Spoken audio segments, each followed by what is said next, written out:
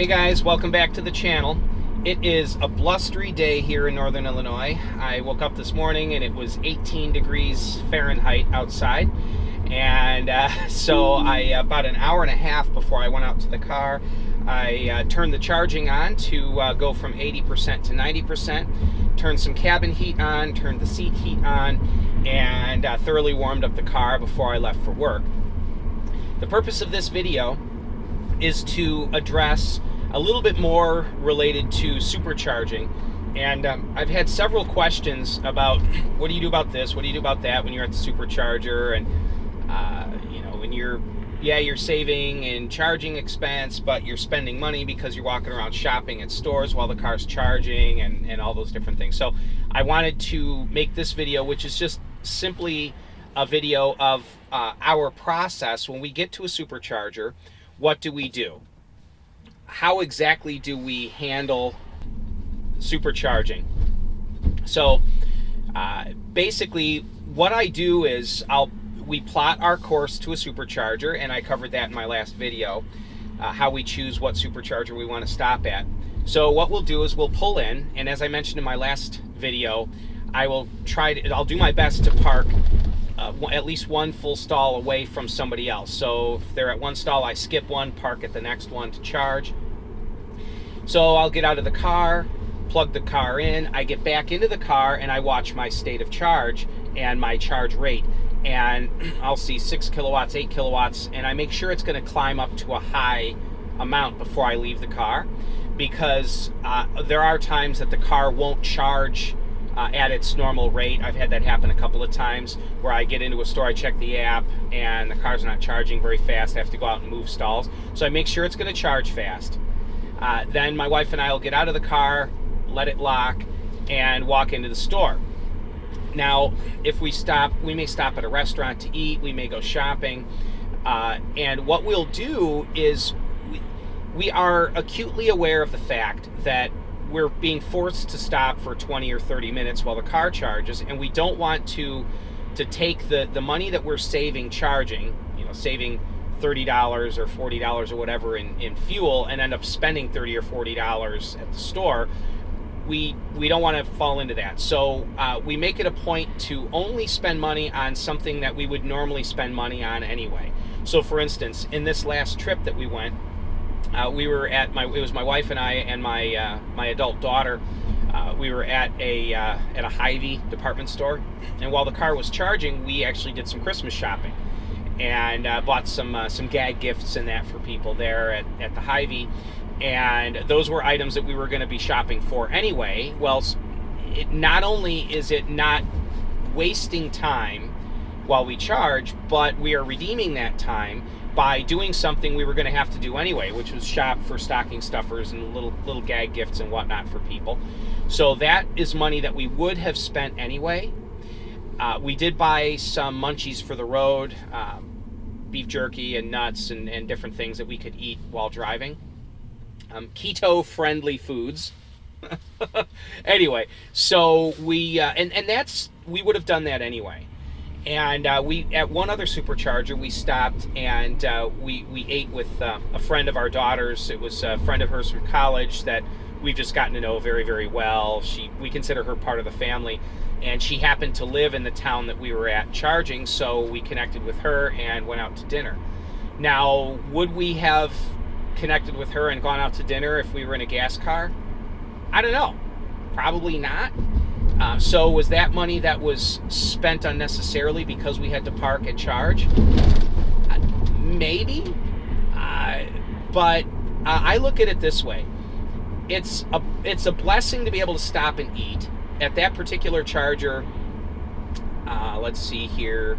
Well, we probably spent $35 eating, and we would have spent $40 in gas. So let's assume that was money completely wasted, which it obviously wasn't, because we got nourishment, and we would have had to have eaten somewhere or some food anyway.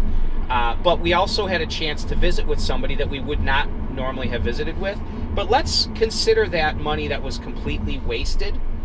Well, even so, it was a fun experience. So because I've had a few people say, well, yeah, you're saving money in gas, but you're just blowing it on something else, so you're really not you're not ahead anything.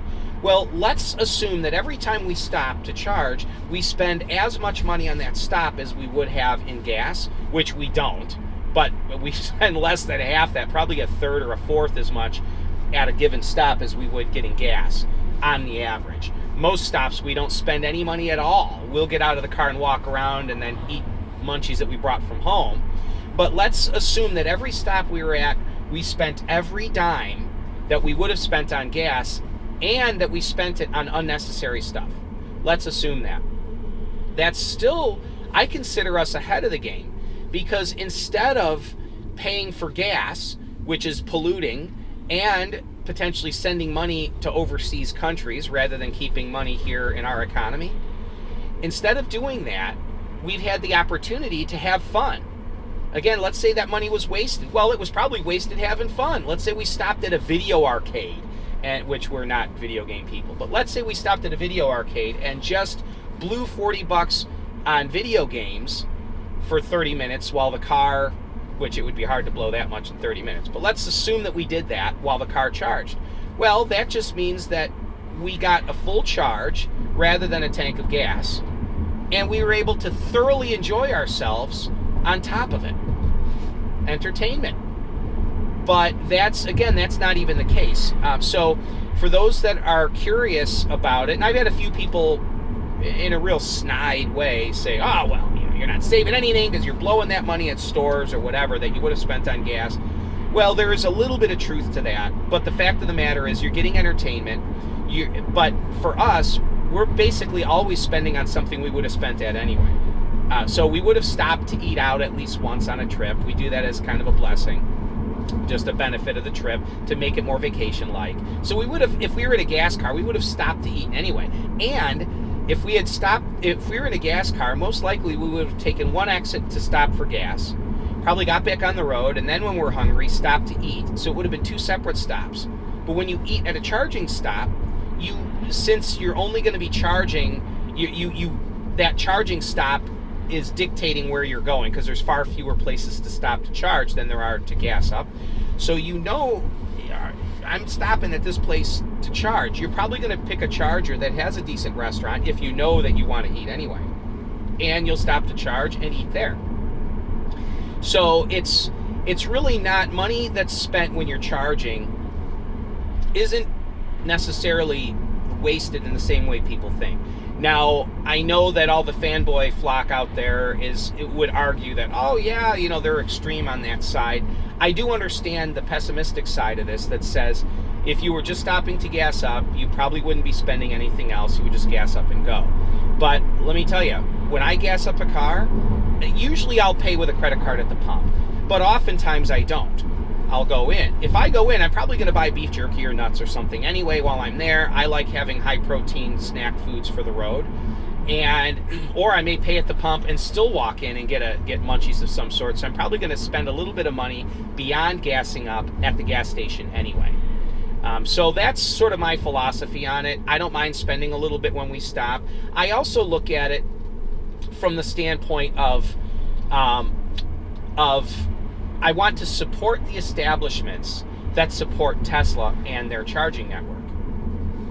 And that may be a bit of a fanboy thing, and maybe it is. I'm just being honest with you.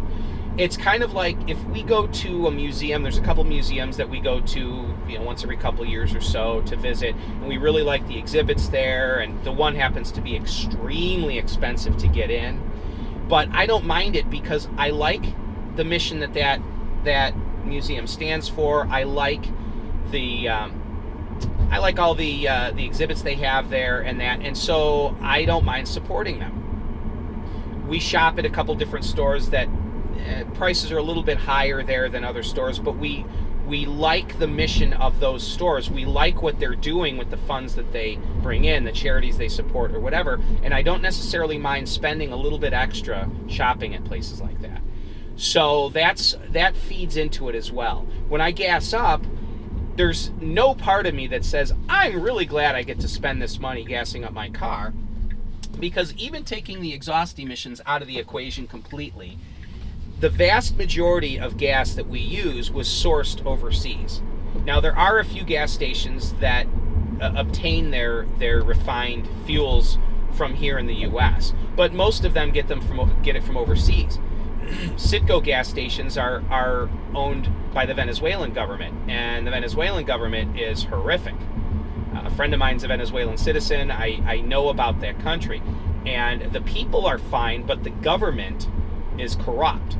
So I don't want to spend money on gas there.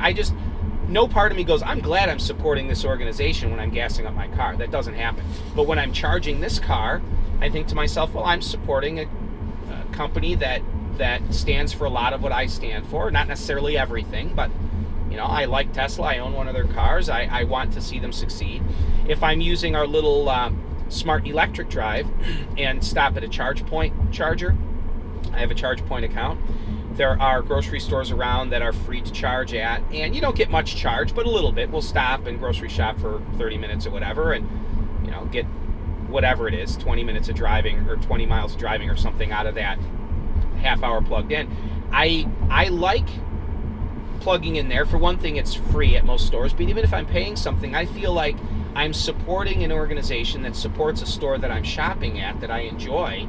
And so there's a synergy there that isn't present when I stop for gas. So that's that. Some more advice about supercharging. I've heard people say that supercharging is hard on the battery.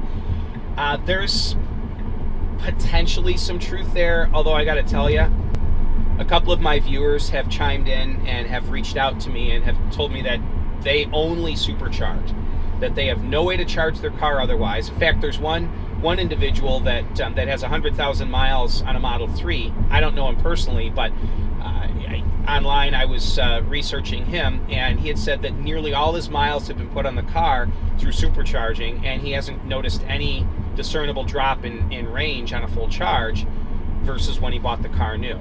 So I think, and it might just be that the Model 3 cells, the new 2170 cells, are more resilient to high-speed charging than the old 18650 cells that the S and X vehicles use. I don't know, but I'm not too worried about supercharging and any adverse effects on the battery. The charge rate of the car ramps up and slows down based on the state of charge and the temperature of your battery to try to protect the cells anyway. So the software has improved. It's not like it was back in the Stone Age when the first gen Roadster came out, where people were wearing out batteries within a year or whatever from incorrect charging habits.